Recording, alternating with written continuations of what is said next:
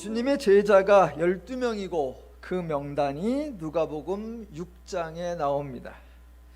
예수님의 제자가 12명이라는 건 거의 다 알고 계실 텐데 혹시 12명의 이름을 알고 계십니까?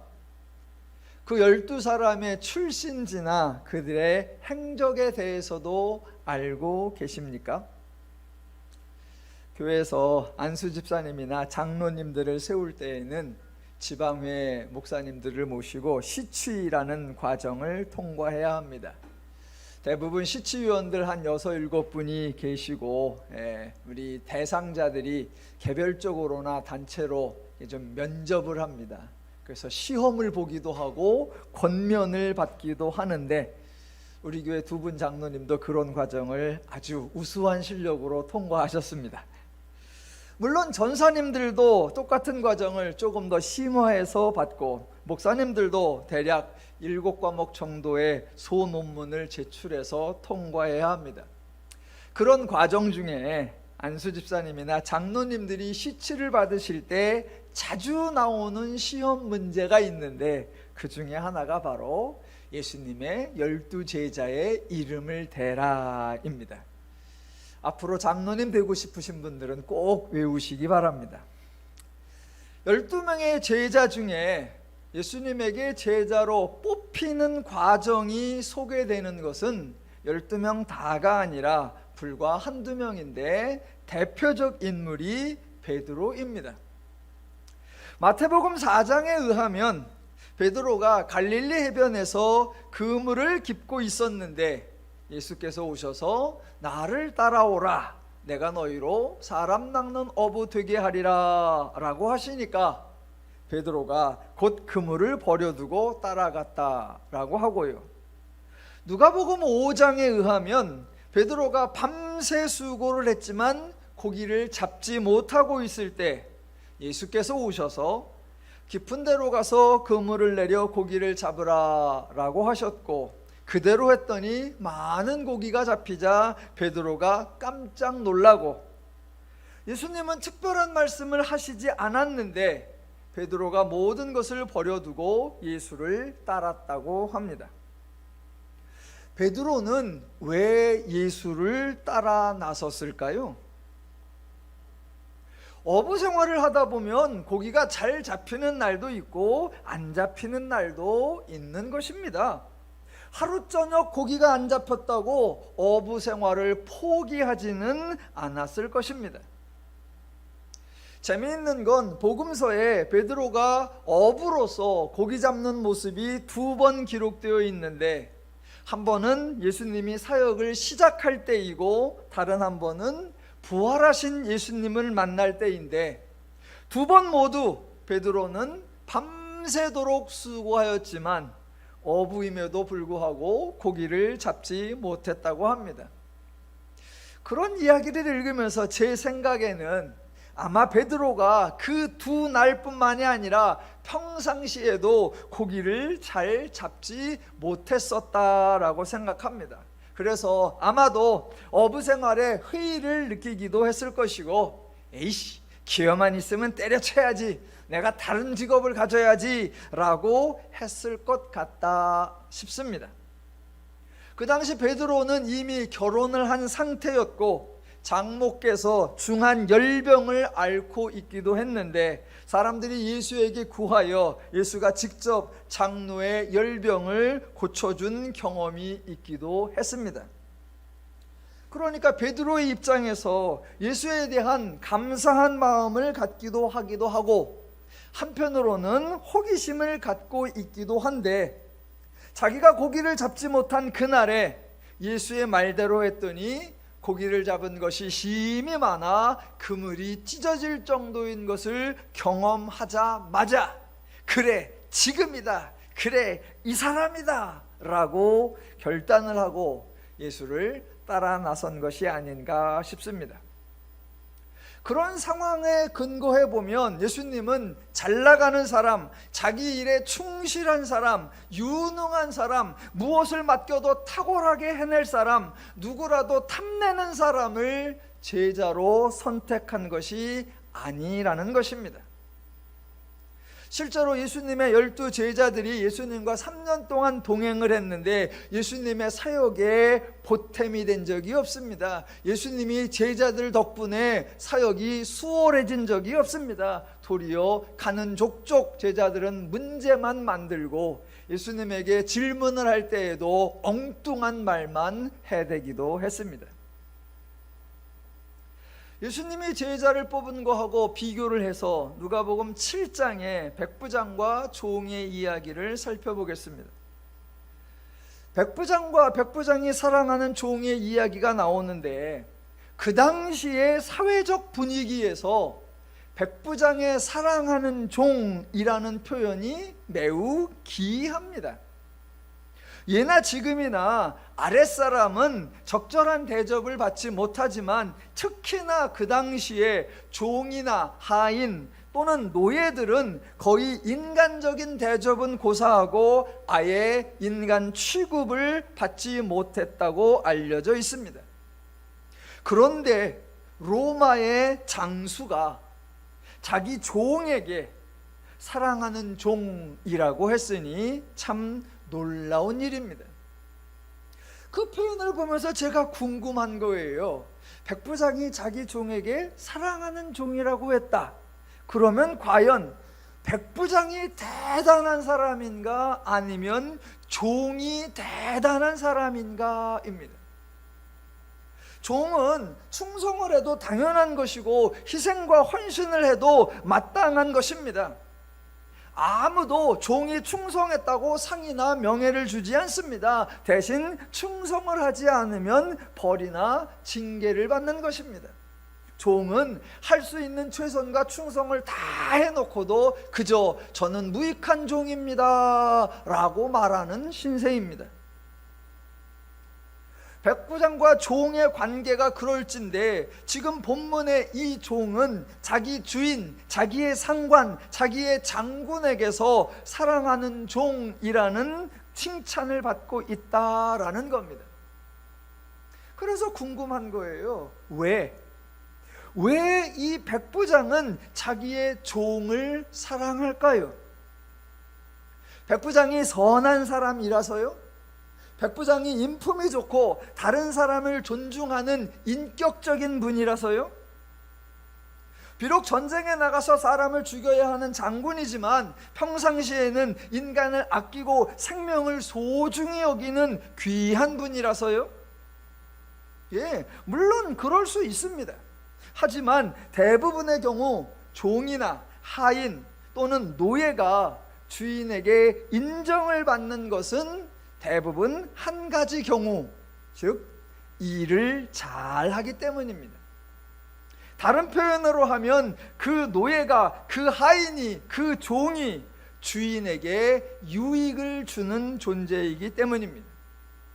예나 지금이나 일 못하는 종, 보탬이 안 되는 종, 손해가 나게 하는 종은 종으로서 가치가 없고 주인에게 인정이나 대접을 받지 못합니다.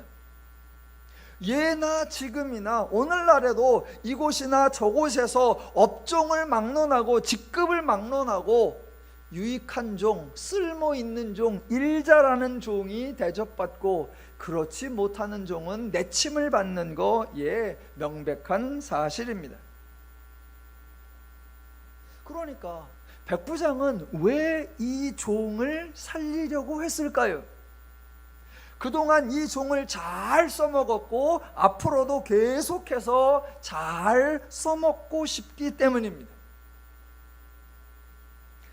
제가 설교 준비를 하면서 백부장이 요런 심보로 종 따위를 살려내려고 했구나 라는 생각이 들어서 안사람한테 백부장이 종을 왜 살리려고 했게? 종이 일을 잘해서였고 주인이 종을 계속 부려먹으려고 한 거야. 제가 그랬더니 저희 한 사람이 저를 째려보면서 목사라는 사람이 왜 이렇게 비인간적이며 왜 이렇게 사람을 비하하며 저를 심히 비난했습니다. 제가 조금 심하다 싶을 정도로 죄인의 밑바닥을 까발리는 것 같은데 저는 일리가 있다고 생각을 합니다. 하나 더 나가 볼까요? 자, 종을 살리고 싶어서 사람들을 예수에게 보내어 종을 살려달라고 부탁을 하는데, 예수님이 자기 집으로 오니까 백부장은 예수님을 자기 집에 오지 말라고 합니다. 왜 오지 말라고 했을까요? 성경에 기록된 대로라고 하면 굳이 안 오셔도 된다고, 그저 말씀으로만 해도 종이 낫겠나이다. 예, 맞습니다. 한편으로는 그대로예요.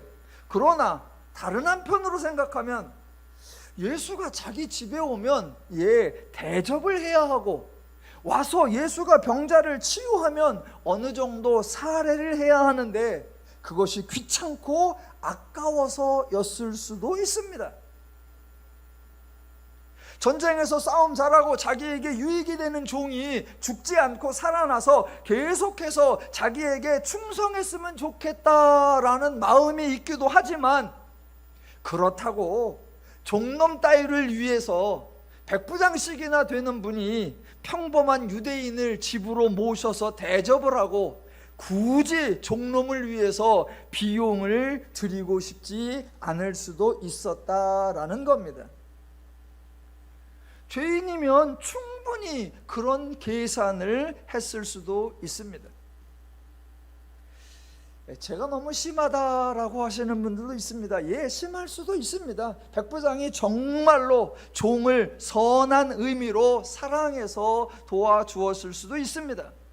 하지만 제 생각에도 일리가 있다고 생각을 합니다. 오늘날 기업에서, 여러분의 직장에서 대부분의 고용자와 고용인 사이에서 발생하는 일, 근로자의 재난 현장에서 사고가 난 후에 그 사고를 처리하는 과정에서 산재를 인정하느냐 인정하지 아니하느냐, 그런 모든 과정에서 허구한 날 보고 듣고 확인하는 내용입니다.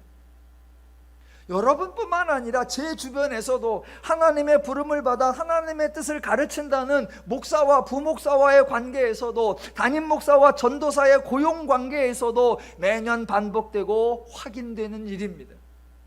쓸만한 사람 같으면 계속 같이 가자고 하고, 조금이라도 효용 가치가 떨어질 것 같으면 이제 끝. 제가 인간을 비하하는 것이 아니라 죄인의 실체를 설명하고 있는 것입니다.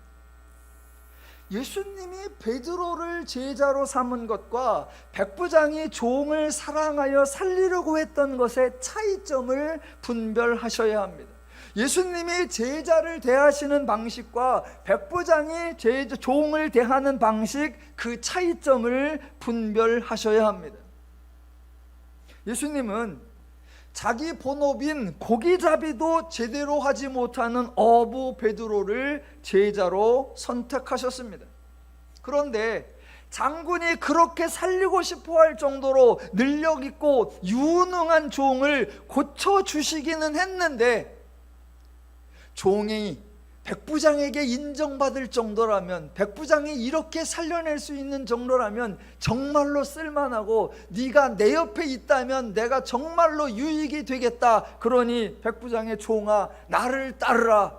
이제부터 내가 너를 종이 아니라 중간 간부로 세우리라. 부르실 수도 있는데 예수님은 그렇게 하지 않으셨습니다. 예수님은 헤드헌터가 아니셨고 인재 영입을 하신 것이 아닙니다. 그러니까 백부장의 이야기에서 백부장을 칭찬하거나 백부장을 존경하자고 말하는 것은 죄인을 몰라도 너무나 모르는 것이고, 이 사건을 기록한 본문의 의도를 너무나 오해하는 것입니다. 자, 그 다음 이야기를 한번 해볼까요? 백부장의 사랑하는 종이 병들어 죽게 되었는데 예수님의 은혜로 치료를 받아서 나았습니다. 와, 기쁜 일이에요. 즐거운 일이에요. 감사한 일이에요. 병들어 죽게 되었다가 치료를 받아 나았습니다. 그 후에 그 종은 어떻게 되었을까요? 너무나 자상한 백부장의 총애를 받던 사람이니까 건강을 회복한 후에는 백부장의 딸과 결혼하여 더 이상 종이 아니라 사위로 신분이 상승하여 모두가 부러워하는 평안하고 안락한 새로운 삶을 살았을까요? 아니면 예전에 하던 대로 허다한 전쟁에 나가 앞장서서 싸우고 그러던 중 어느 전쟁터에서 다른 종들과 함께 쓸쓸히 죽어갔을까요? 물론 성경이나 그 어디에도 기록이 없으니 확인할 수는 없지만 저 여러분이 충분히 그 후에 어떻게 됐을까 예상이 될 것입니다. 또 성품 좋기로 많은 설교자들이 칭찬하는 그 유명한 백부장은 이 종을 위해서 무엇을 했을까요? 그동안 수고했다고 이제는 너도 종의 신분을 벗어나 새로운 삶을 살라고 종에게 자신의 재산 중에 일부를 떼어주며 독립을 시켜 주었을까요? 아니면 자기가 죽을 때 종에게 모든 재산을 상속해 주기라도 했을까요? 아마 백부장은 그 종을 위해 특별한 행동이나 모두가 놀랄 만한 어떤 조치를 하지 않았을 것입니다. 과부의 독자 한번 생각해 볼까요? 외아들 과부의 독자가 죽었다가 살아났습니다. 가족이라고는 달랑 과부와 독자인 아들뿐이었으니 본문에는 사랑하는 아들이라는 표현이 없지만 그 누구보다 서로 사랑하고 힘이 되어주는 관계였을 겁니다. 그런데 그 아들의 이후의 삶은 어떻게 되었을까요? 한번 죽었다가 살아났으니 다시는 죽지 않았을까요? 가장 극심한 죽었다가 살아났으니 그 후에는 어떠한 사소한 병도 걸리지 않았을까요? 어머니와 함께 살아가는 새로운 삶에는 아무 문제가 없었을까요? 갑자기 하는 모든 일들이 형통했을까요? 모자 관계에 의견 충돌은 없고 매사 손대는 것마다 창대하고 번성하였을까요? 어머니와 아들 모두가 새로운 직장을 얻어서 안정되고 보장된 생활을 할 수 있었을까요? 모르죠. 두 사람에 대한 기록이 어디에도 없으니까 확인은 안 됩니다. 다만 저와 여러분 모두가 충분히 예상할 수는 있습니다. 두 사람이 그 이후에 매우 평범한 일상을 살았을 것이다 라는 겁니다. 죽었다가 살아났다고 해서 불편한 일이 생기지 않는 것이 아니고, 경제적으로 어려움이 발생하지 않는 것이 아니고, 건강적으로 아무런 이상이 발생하지 않을 리가 없습니다. 다시 살아났다는 감격은 잠깐이고 곧이어 생활을 이어가야 하는 현실적 문제에 직면했을 겁니다. 그래서 우리는 그 사건만 보면 병들어 죽을 뻔한 백부장의 종이 그 치유를 받았다, 과부의 독자가 죽었다 살아났다, 와, 예, 대단한 일입니다. 그런데 그 다음은요? 이것은 백부장의 종과 과부의 독자에 관한 이야기만 아니라 예수님께 치유를 받은 모든 사람들의 이야기입니다. 갈릴리의 가버나움 동네에서 귀신 들린 사람이 있었는데 예수님께서 그 귀신을 내어 쫓아주셨습니다. 그 후에 그 온전해진 사람은 어떻게 되었을까요? 주변에 있는 다른 사람같이 된 겁니다.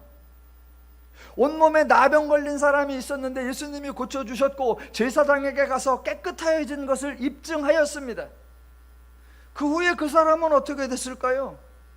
예, 나병 걸린 적이 없는 동네 사람하고 똑같아진 거예요. 그저 평범해진 겁니다. 중풍병에 걸렸을 때 친구들이 지붕을 뜯어 내려 주어서 예수님이 일어나 내 침상을 가지고 집으로 가라 라고 해서 그 사람이 집으로 갔습니다. 그 다음은 어떻게 됐을까요? 아마 그 다음날 아침에 집에서 이랬겠죠. 일어나! 나가서 돈 벌어와! 그랬겠죠.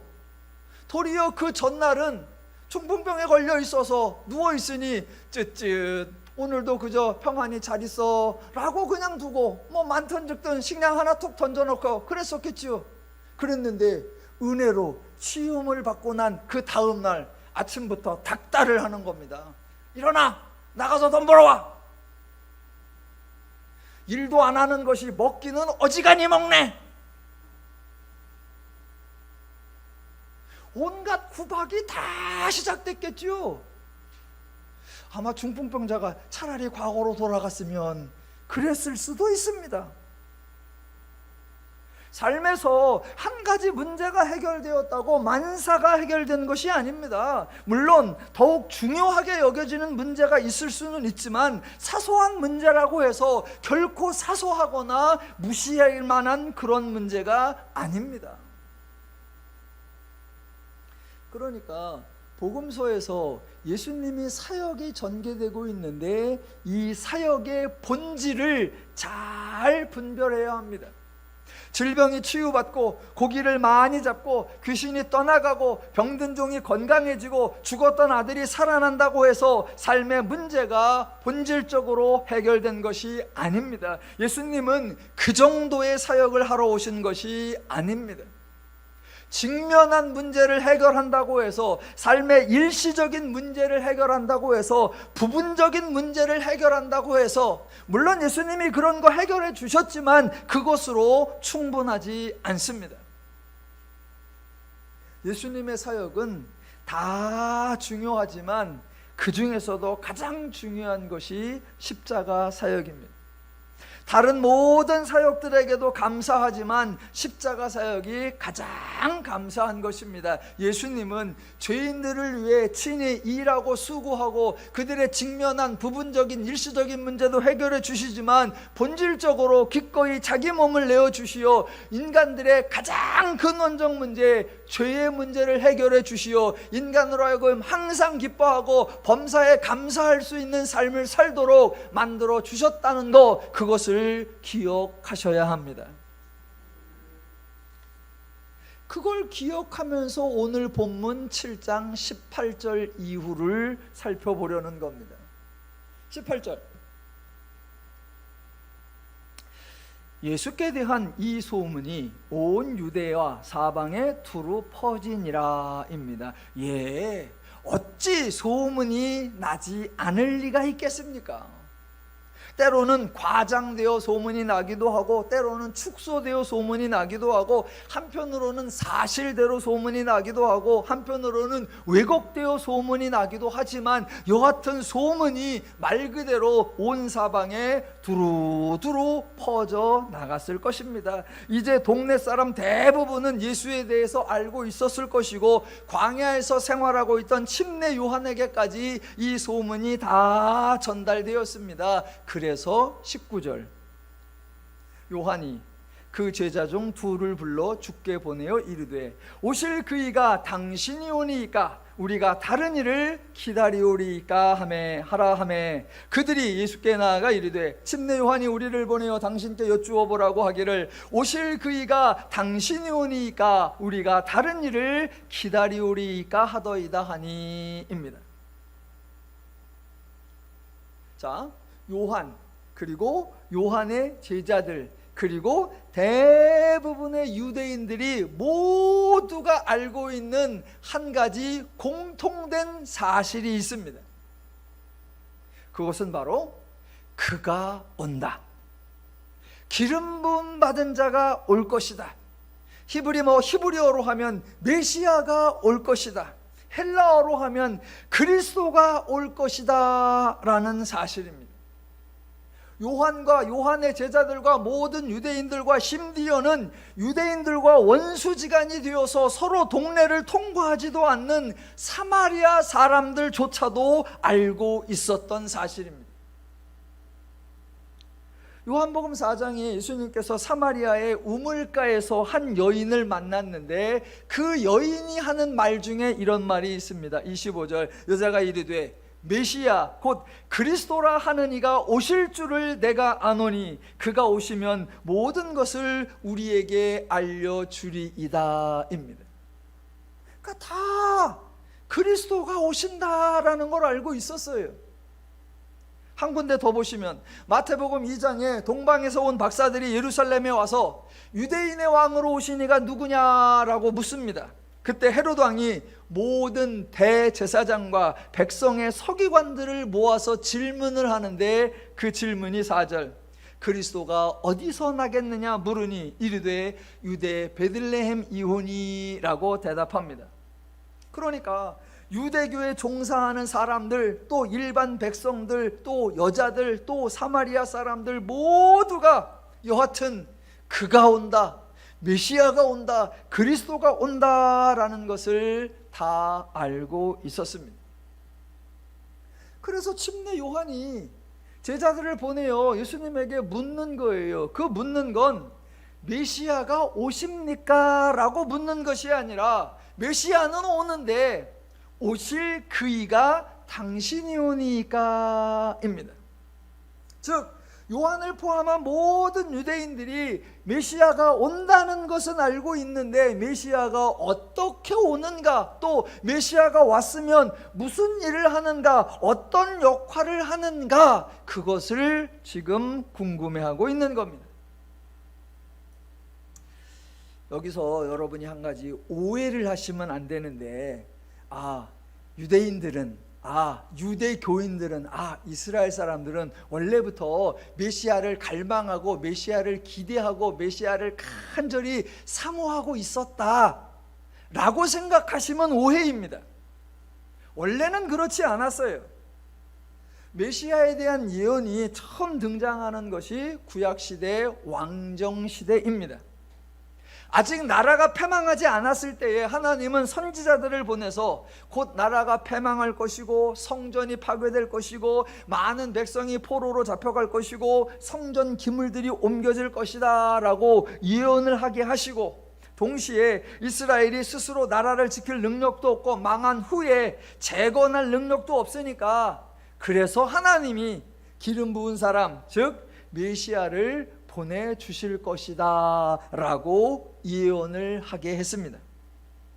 그렇게 선지자들이 메시아에 대하여 예언을 시작할 때에, 나라가 아직 패망하지 않았을 때에는 아무도 그 예언을 귀담아 듣지 않았고 메시아를 사모하지도 않았고 메시아를 기다리지도 않았습니다. 왜요? 아니, 나라가 이렇게 평안한데 멀쩡한 나라가 왜 망해? 나라가 망할 거라고 생각을 하지 않으니까 메시아를 인정하지도 않았습니다. 그런데 얼마 후에 하나님의 예언대로 정말로 나라가 망하고 성전이 파괴되고 백성들이 포로로 잡혀갑니다. 그런데도 메시아를 사모하거나 기다리지 않았습니다. 왜요? 곧 돌아갈 수 있겠지, 곧 나라가 회복되겠지 라고 생각했기 때문입니다. 아니나 다를까 실제로 한 70년 정도 지나가니까 포로에서 돌아오게 되었습니다. 겉봐, 곧 돌아왔잖아. 포로에서는 돌아왔으니까 곧 나라도 회복될 거야. 여전히 메시아는 사모하지도 않고 기다리지도 않았습니다. 그런데 바벨론에게 계속해서 압제를 받다가 이어서 바사라는 나라의 압제를 받더니 이어서 마케도니아라고 하는 더 센 나라의 압제를 받다가 잠깐 하스모니안 왕조에 의하여 독립을 하는가 싶더니 드디어 가장 강한 로마라는 제국에 의하여 유대가 초토화되었을 때에 그제서 더 이상 자신들이 나라를 회복할 어떤 능력도 없고 어떤 인재도 없고 어떤 가능성도 없는 것이 드러났을 때에야 어쩔 수 없이 메시아에 대한 예언을 기억하고 메시아를 사모하고 메시아를 기대하게 되었습니다. 그게 이제 복음서예요. 자, 그래서 요한이 제자들을 보내서 물어본 오실 그이, 이 질문은 하나님이 예언하신 예언자, 하나님이 예언하신 메시아의 역할과 유대인들이 기억하고 있던 메시아의 역할이 서로 달랐기 때문에 요한이 궁금했던 거예요. 자, 원래대로 하면 구약에서는 이스라엘이 틈만 나면 하나님을 잊고 하나님을 버리고 하나님을 떠났었습니다. 그런데 예수님 당시에는 자신들이 하나님께 선택받은 특별한 민족이라고 자처했습니다. 그리고 그동안 그렇게 무관심했던 메시아에 대한 관심을 쏟았고 하나님이 메시아를 오직 자기들을 위해서 보내주시겠다고 예언한 것으로 받아들였습니다. 그러니까 메시아가 오면 무조건 자기들 편에 서줄 것이다. 메시아가 오면 당연히 이스라엘에게 도움을 해주는 역할을 할 것이며, 그 도움들 중에 가장 큰 문제, 가장 중요한 거는 자기들을 압제하고 있는 그 로마를 물리치고 자기들을 독립시켜 줄 거다라고 기대를 하고 있었던 겁니다. 자, 보십시오. 우리는 하나님이 선택하신 특별한 민족이고, 지금 우리 압제를 당하고 있으니 하나님이 메시아를 보내서 우리를 도와줄 것이고 우리의 적들을 물리쳐 줄 거야, 그런 메시아가 올 거야 라고 생각하고 있는 요한입니다. 그러니까 요한의 입장에서 생각을 해보십시오. 예수에 대한 소문이 막 떠돌아다니는데 예수가 백성들을 위해 너무나 소중한 일을 해주고 있다고 합니다. 병자들을 고쳐주고 귀신을 쫓아주고, 고기를 못 잡아 생업에 어려움을 겪고 있는 사람을 위해서는 고기도 잡게 해주고, 죽은 자도 살려준다고 합니다. 과연 보통 사람들이 할 수 없는 일이요, 하나님이 보내주신 메시아 정도는 되어야 할 것 같은 많은 일들을 이스라엘을 위해서 하고 있다고 합니다. 그런 일들을 들어보면 이 예수가 오실 그이가 맞구나 라는 생각이 듭니다. 그런데 또 소문을 들어보니까 예수님이 유대인들을 지배하고 있는 로마의 장군, 하나님이 보내주신 메시아라면 당연히 물리쳐 주어야 할 대상인 로마의 백부장도 친히 도와주었다라는 소문도 들립니다. 이스라엘을 독립시켜 줄 만한 어떤 준비도 하지 않고, 어떤 전략도 세우지 않고, 어떤 역할도 하지 않은 채 도리어 무찔러야 할 백부장을 도와주었다라는 소문을 들어보면 이는 오실 그이가 아닌 것 같다, 이거예요. 그 백부장이 이루어니 요한이 소문을 다 듣고 궁금한 겁니다. 오실 그이가 당신이 오니까 아니면 우리가 다른 일을 기다리오리까입니다. 이런 거를 우리말로 하면 긴가민가입니다. 이런 거를 일본어로 하면 아리까리한 겁니다. 이런 거를 중국어로 하면 갸우뚱한 겁니다. 이런 걸 독일말로 하면 애매모호합니다. 그래서 묻는 거예요. 오실 그이가 당신이 오니까 아니면 우리가 다른 일을 기다리오리까입니다. 요한으로서는 매우 신중하고 진지하고 정확하게 확인받고 싶은 내용을 질문한 것입니다.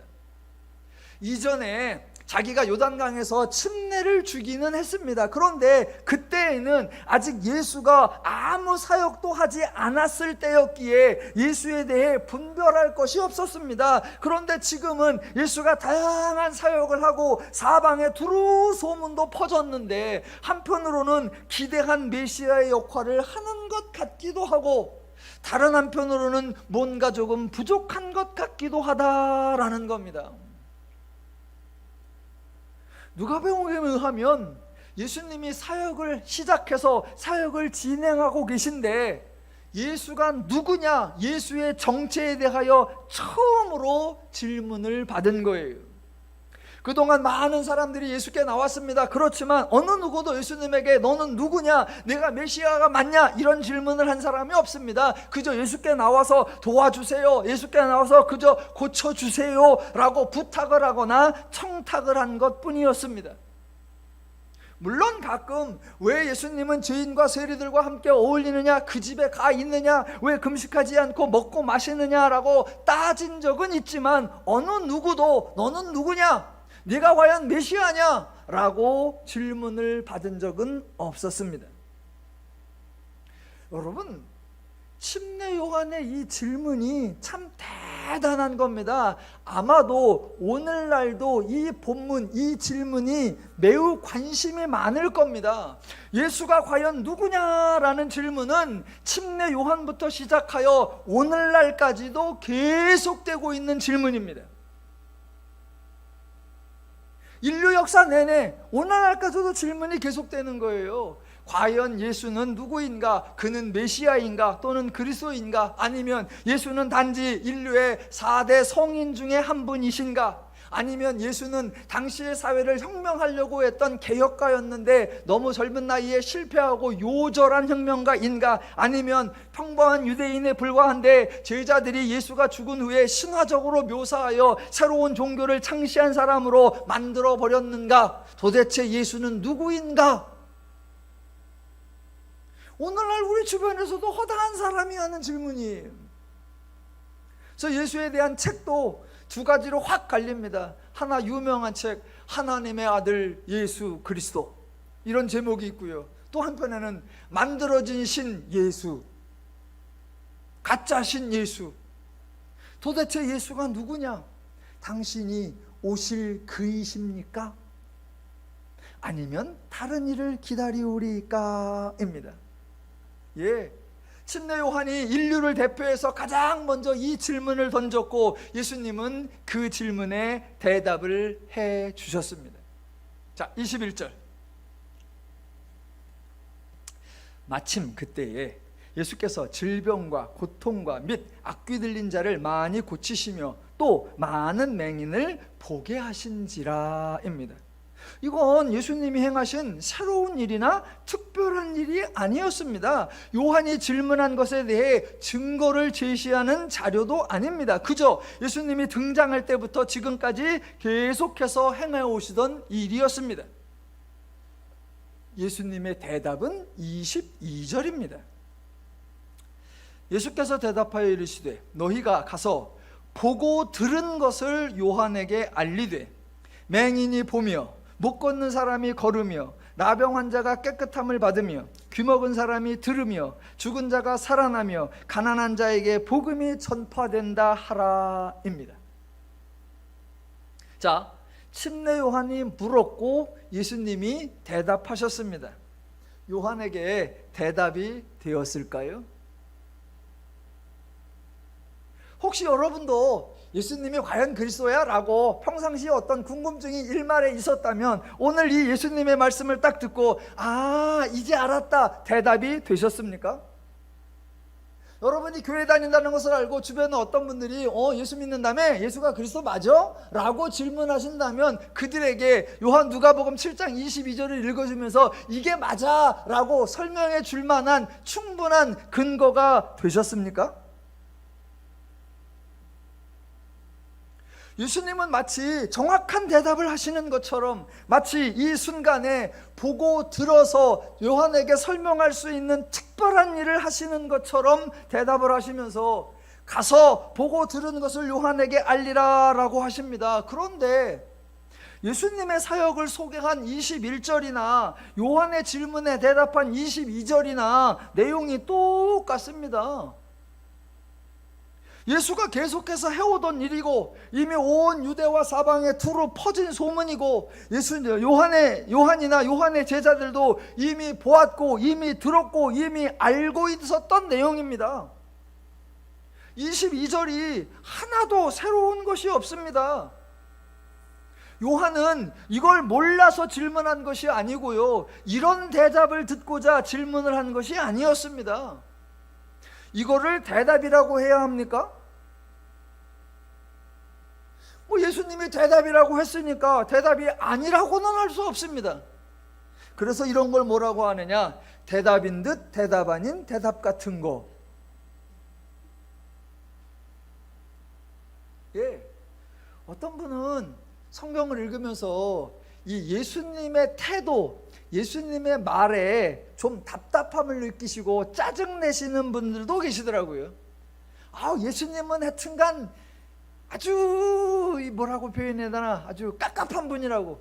아니, 요한이 단답형으로 딱 물었잖아요. 오실 그이가 당신이 오니까 우리가 다른 일을 기다리오리까? 이렇게 질문했으니면 예수님도 딱 대답을 해야죠. 나다, 내가 오실 그이다 라고 하든가, 아니다, 나는 그가 아니니 너희가 다른 일을 기다리라 라고 하면 서로 깔끔한데, 예수님은 긴 것도 같고 아닌 것도 같고 이다고도 아니고 아니다도 하고 아주 이상하게 대답을 하십니다. 그래서 아우 예수님 얘기만 들으면 아주 신경질 나, 그런 분도 계세요.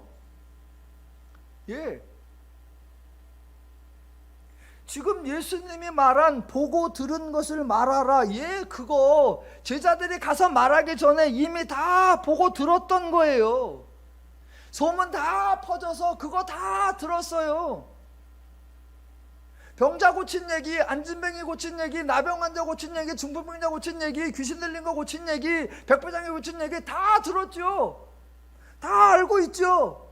그거 다 들어놓고도 확신이 안 들어서, 그거 다 들어놓고도 정확하게 몰라서, 그래서 굳이 질문을 본 건데, 제자들을 보내서 질문을 한 건데, 대답이 이미 알고 있는 거, 이미 보았던 거, 이미 들었던 거, 그거 또 해.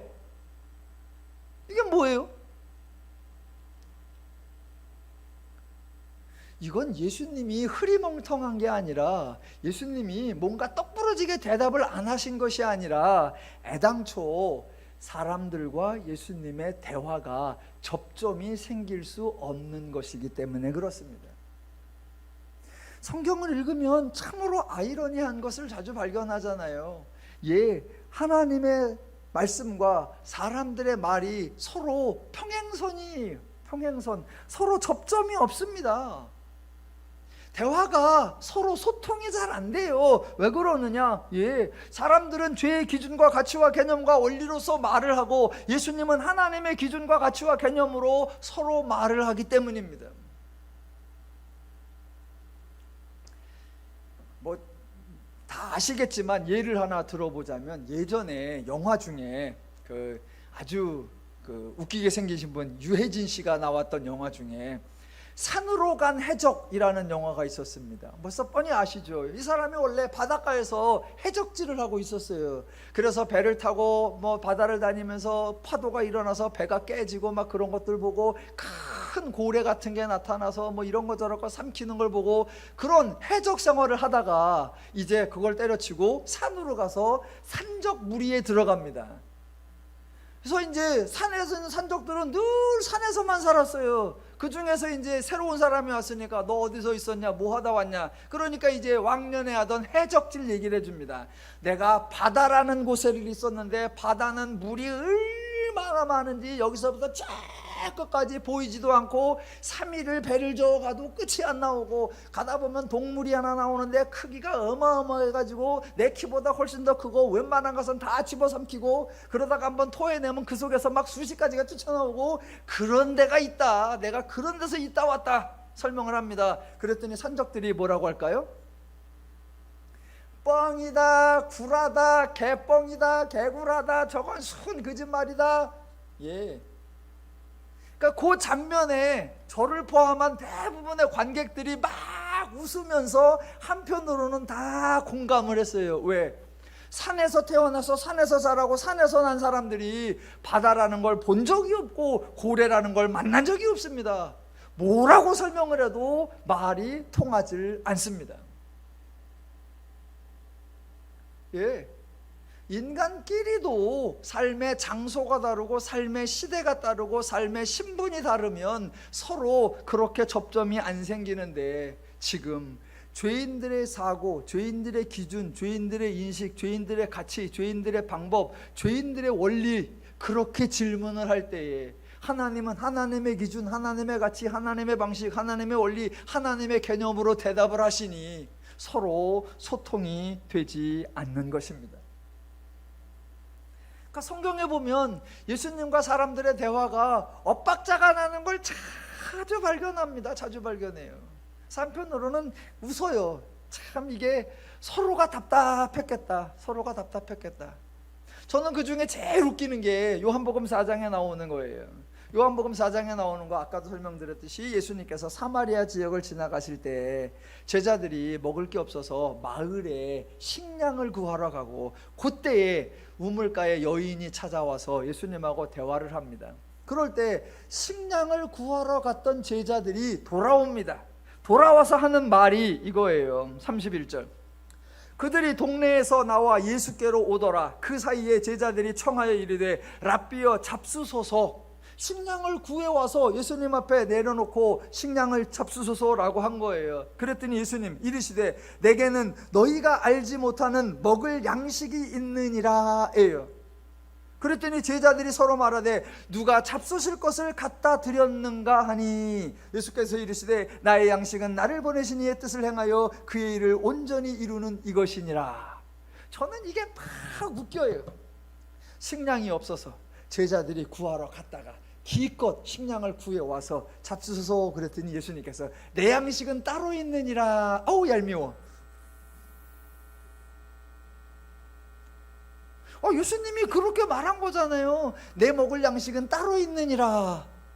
또 제자들이 또 오해해가지고 누가 우리보다 먼저 양식을 갖다 드렸나? 만약 누가 갖다 드려서 예수님 혼자 몰래 먹었으면 와 이건 치사 중에 왕치사죠. 이거는 양식이라는 용어는 같은데 양식에 대한 의미와 개념이 완전히 달랐던 거예요. 예, 이런 장면이 허다해요.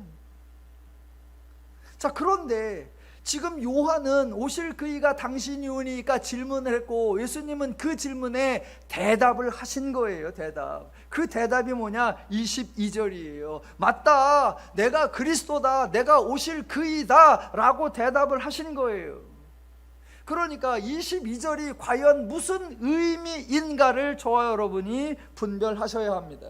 22절은 단순하게 병을 고친다는 이야기 아니고요, 예수님은 능력이 있으시다 그런 이야기가 아닙니다. 물론 정답은 예수님이 하나님이 기름 부으신 자, 하나님이 보내신 자, 이스라엘이 기다린 메시아이다 입니다.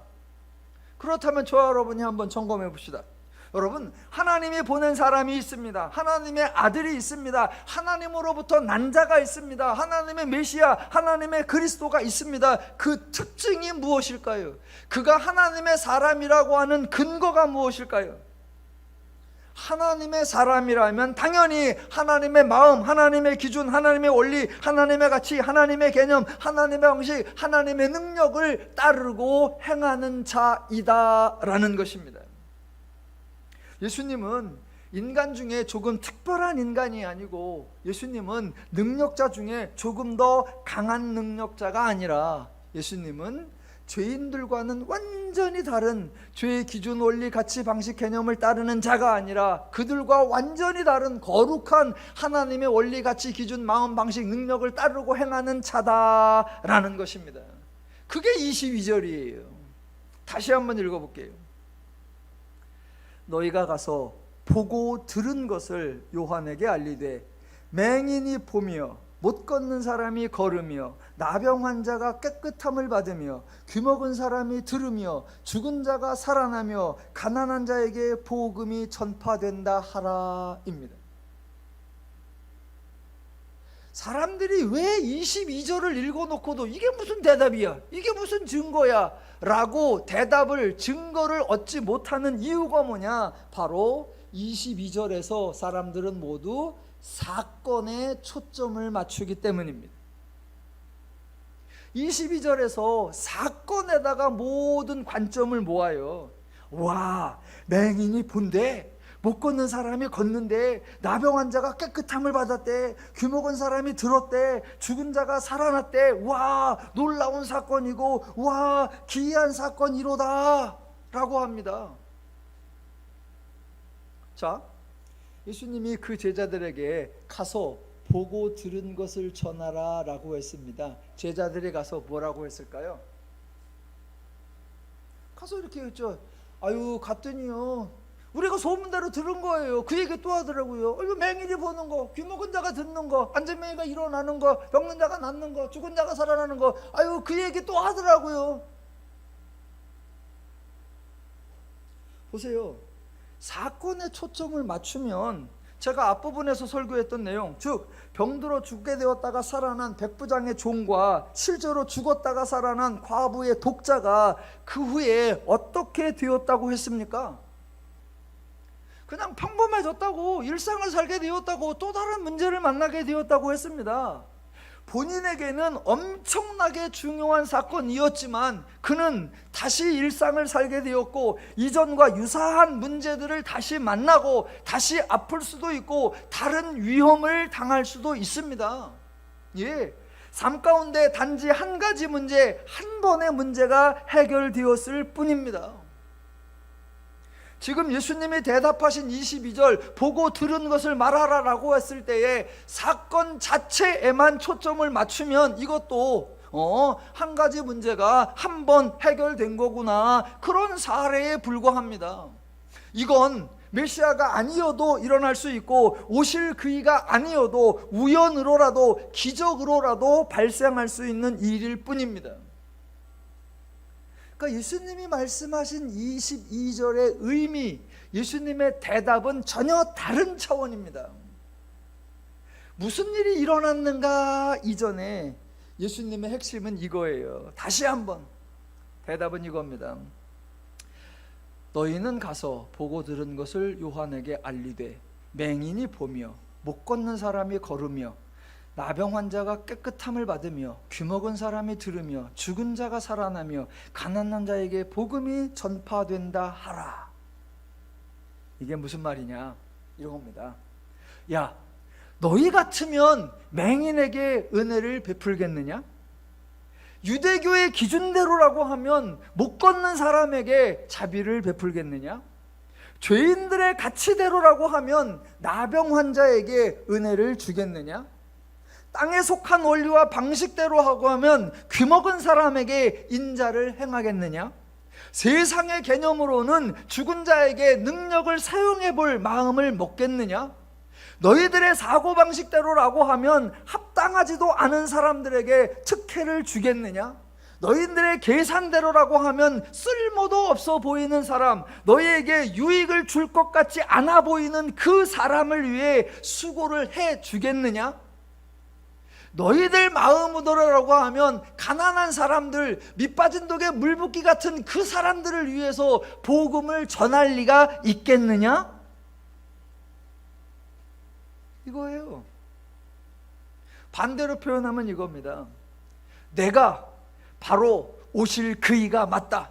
내가 하늘로부터 온 자가 맞고 내가 하나님의 마음과 심정으로 온 자가 맞다. 어떻게 해요? 나는 그래서 세상과는 다르게, 사람들과는 다르게 하나님의 마음과 심정으로 왔기 때문에 하나님의 뜻과 마음과 심정과 원리와 기준과 가치와 방식과 능력으로 왔고, 그래서 자격 없는 사람들을 위해, 은혜와 인자가 필요한 모든 사람들을 위해 내 친히 일하고 내가 수고하고 그들을 위하여 내 목숨을 내어줄 것이다. 이것을 가서 전하라. 예, 그게 바로 예수가 그리스도이신 증거입니다. 사람들은 예수가 무엇을 했는가, 어떤 놀라운 일, 어떤 기이한 일, 어떤 큰 일, 어떤 강한 일, 어떤 센 일을 했는가, 거기에 집중합니다. 아니요. 예수님은 죄인들 세상에서 누가 더 크냐, 누가 더 많으냐, 누가 더 세냐를 경쟁하고 그 중에서 상대적으로 우위를 차지하시는 분이 아니라 전혀 다른 분, 죄적인 기준과 가치와 원리와 방식과는 전혀 다르게 하나님의 마음과 기준과 원리와 방식을 가지셔서